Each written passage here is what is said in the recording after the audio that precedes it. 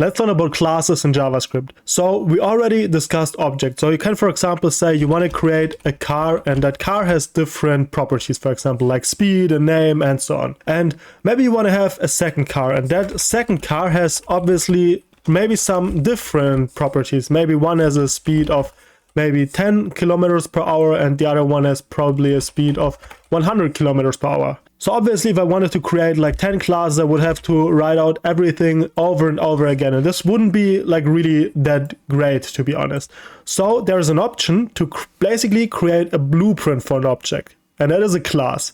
So a class basically defines the basic structure of an object, and the object is then the defined class basically. So obviously if you take a look at humans, every human or pretty much all humans are basically the same. Like all of the time they basically have a brain, they most of the time have a body, at least I hope so, and so on. So they have different properties that are common within every single human.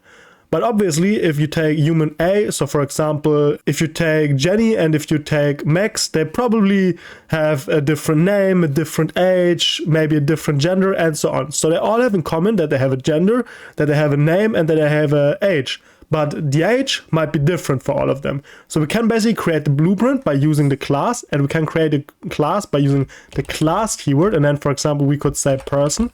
And you usually use a capital letter when creating a class for the first word. And for every other word, you also use a capital letter. So if I would have person hello, for example, whatever, this doesn't make sense. But yeah, if you would use or would write person hello, for example, then you would use a capital letter for the second word as well, since this is just a convention. So now let's create the blueprint for a person. And inside of this person, we can, for example, say that every single person can greet, for example. So we can create a greet function inside of this class, and we can say console.log hello guys.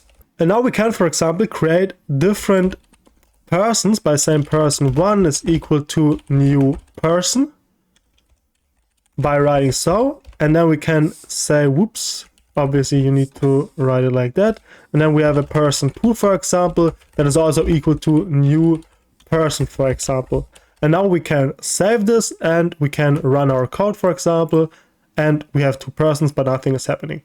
So now we can, for example, say person1 can greet and person2 can also greet. So now we can call this function for person1 and for person2. So the purpose of a class is to basically create a blueprint for objects.